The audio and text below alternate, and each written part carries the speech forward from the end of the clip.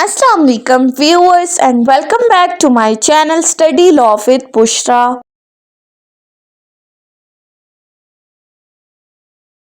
So we were discussing Election Act 2017 and in today's video we are going to start from section 195.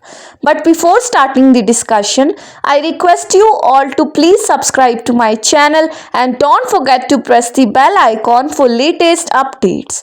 Do share this video with your friends and don't forget to comment your feedback. So let's move towards the discussion. अपनी last video के अंदर हमने section 194 तक discuss किया था जिसमें हमने police officer के कुछ पावर्स को डिस्कस किया था। आज की इस वीडियो में स्टार्ट करते हैं सेक्शन 195 से। सेक्शन 195 बात करता है इंफॉर्मेशन नॉट टू बी डाइवर्ज्ड। अब इसमें क्या कहा गया है कि मालूमात की तशहीर करने पर पाबंदी लगाई गई है। कौन सी मालूमात? सो सेक्शन 195 कहता है एनी पर्सन हु, अगर कोई भी शख्स क्या करता है, number 1 being an employ of the commission publishes or communicate to any person any information और data acquired by him in course of such employment without being authorised by commission. अगर कोई शख्स इलेक्शन कमीशन का मुलाजिम है तो वो election commission की इजाज़त के बगैर कोई भी इंफॉर्मेशन या कोई भी डेटा अगर किसी और को प्रोवाइड करता है, number 1। Secondly, breaches in any matter the security और इंटेग्रिटी ऑफ इंफॉर्मेशन और data contained in electoral rolls database, या फिर वो वोटर लिस्ट या डेटाबेस की सिक्योरिटी को तोड़ने या इसमें किसी भी किस्म की इंटरफेरेंस करने की, छेड़छाड़ करने की कोशिश करता है तो। thirdly, having possession of any information or data which to his knowledge has been obtained or disclosed in contravention of this act or in breach of security, secrecy or integrity, publishes or communicate that information to any other person। या फिर अगर वो कोई ऐसी information हासिल करे जो कि किसी गैर कानूनी तरीके से ली गई है और इसे आगे पब्लिश करे या किसी को प्रोवाइड करे, या फिर मिसयूजेस और अब्यूजेस द इंफॉर्मेशन और data contain in electoral rolls database, या फिर डेटा का किसी भी तरह से गलत तरीके से इस्तेमाल करे, तो इन तमाम सिचुएशंस के अंदर that person shall be punished with imprisonment for a term which may extend to 1 year or with fine or both। तो उसे 1 साल तक की कैद, इसके साथ साथ 1 लाख रुपए का जुर्माना या दोनों सजाएं इकट्ठी भी दी जा सकती हैं। यानी कि ये सेक्शन कहता है कि इलेक्शन कमीशन के किसी भी एम्प्लॉय को या किसी भी शख्स को ये इजाज़त नहीं दी जा गई कि वो इंतखाबी डेटा या वोटर लिस्ट की मालूमात बगैर इलेक्शन कमीशन की परमिशन के किसी और को प्रोवाइड करे। नेक्स्ट है सेक्शन 196। सेक्शन 196 बात करता है offences punishable under Pakistan penal code. Pakistan penal code के तहत काबिल सजा जराइम कौन कौन से हैं? सो सेक्शन क्या कहता है, इफ एनी पर्सन, अगर कोई भी शख्स क्या करता है, अटैक्स द पोलिंग स्टेशन और पोलिंग बूथ, वो पोलिंग स्टेशन पर हमला करता है या पोलिंग बूथ जहां जाकर आप वोट कास्ट करते हो उस पर हमला करे। Secondly, causes or attempt to cause any injury to the person or loss of the public property at polling station, किसी भी शख्स को कोई इंजरी कॉज करे या फिर जो सरकारी प्रॉपर्टी है उसको किसी तरह से नुकसान पहुंचाए। thirdly, exhibits or use the weapons or makes aerial firing in or around the polling station, या फिर वो कोई भी हथियार दिखाए या पोलिंग स्टेशन के अंदर हवाई फायरिंग करे तो। fourthly, disturb the polling proceeding or causes to harass the voters to leave the polling station without voting, या फिर पोलिंग के अमल को किसी भी तरह से डिस्टर्ब करे या फिर वोटर्स को हैरेस करे और उन्हें वोट कास्ट किए बगैर पोलिंग स्टेशन से निकल जाने का कहे।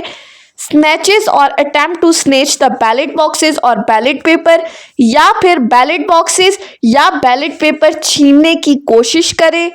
Kidnaps or attempt to kidnaps the presiding officer or polling staff, या फिर प्रिजाइडिंग ऑफिसर को या पोलिंग स्टेशन के किसी भी स्टाफ को अगवा करे या अगवा करने की कोशिश करे, और does any other act at the polling station, या फिर कोई भी और जुर्म जो है वो उस पोलिंग स्टेशन के अंदर कमिट करे, तो या फिर और does any act punishable under the Pakistan penal code, या पाकिस्तान पीनल कोड के तहत कोई भी ऐसा ऑफेंस कमिट करे जो कि काबिल सजा हो, तो फिर क्या होगा?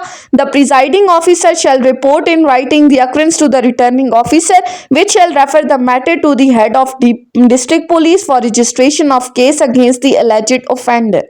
तो फिर प्रिजाइडिंग ऑफिसर उस पोलिंग स्टेशन का फौरन इस वाक्य को रिपोर्ट करेगा रिटर्निंग ऑफिसर को। रिटर्निंग ऑफिसर इस मामले को डीपीओ को भिजवाएगा ताकि वो इस बंदे के खिलाफ मुकदमा दर्ज करे। और साथ ही साथ सबसेक्शन 2 क्या कहता है? The head of police shall send a copy of first information to report to the court of competent jurisdiction and shall submit to provincial election commissioner periodical report about the progress in investigation of the case. Police का जो सरबराह है, जो DPO है, वो इस FIR की एक copy अदालत को भेजेगा और इस मुकदमे की तफ्तीश की जो रिपोर्ट है वो सूबाई इलेक्शन कमिश्नर को बाकायदगी से देता रहेगा। यानी कि इस सेक्शन के अंदर कहा गया है कि अगर कोई शख्स पोलिंग स्टेशन पर तशद्दुद या किसी भी किस्म की तोड़ फोड़ या कोई भी और ऑफेंस कमिट करता है तो इसके खिलाफ फौजदारी मुकदमा रजिस्टर किया जाएगा। नेक्स्ट है सेक्शन 197 जो कि बात करता है court to report convictions to the commission. अब इसमें कहा गया है कि अदालत की तरफ से जो भी सजाएं सुनाई गई हैं किसी भी बंदे को, उसकी रिपोर्ट कमीशन को भेजी जाएगी। Subsection 1. A court convicting any person for an offence punishable under this chapter shall send a report to the commission of such conviction with even if any considering the special circumstances for the mitigation or remission of any disqualification incurred by such person under this act. इसमें कहा गया है कि अदालत जब भी किसी बंदे को इस चैप्टर के तहत सजा देती है सवाए करप्ट प्रैक्टिसेस के मामलात में, यानी कि करप्शन के अलावा अगर किसी भी और केस में किसी बंदे को सजा सुनाती है तो वो इस सजा की जो रिपोर्ट है वो इलेक्शन कमीशन को भेजेगी। और साथ ही साथ कोर्ट चाहे तो वो ये भी सजेस्ट कर सकती है कि किसी स्पेशल सर्कमस्टांसिस में इस बंदे की जो डिस्क्वालिफिकेशन है उसमें किसी तरह की नरमी की जाए। Subsection 2. The Commission shall publish the report received under Subsection 1 on its website. Election Commission court की तरफ से मौसूल शुदा इस रिपोर्ट को अपनी वेबसाइट के ऊपर भी पब्लिश करेगा। सिंपली इस सेक्शन में क्या कहा कि अगर अदालत ने किसी शख्स को इलेक्शन से मुतल्लिक किसी ऑफेंस में सजा दी है तो अदालत की ये रिपोर्ट इलेक्शन कमीशन को भेजी जाएगी। Section 198 punishment not in derogation of any other liability. अब इस सेक्शन में क्या कहा गया है? दीगर जिम्मेदारियों के अलावा सजा की बात की गई है। सेक्शन क्या कहता है?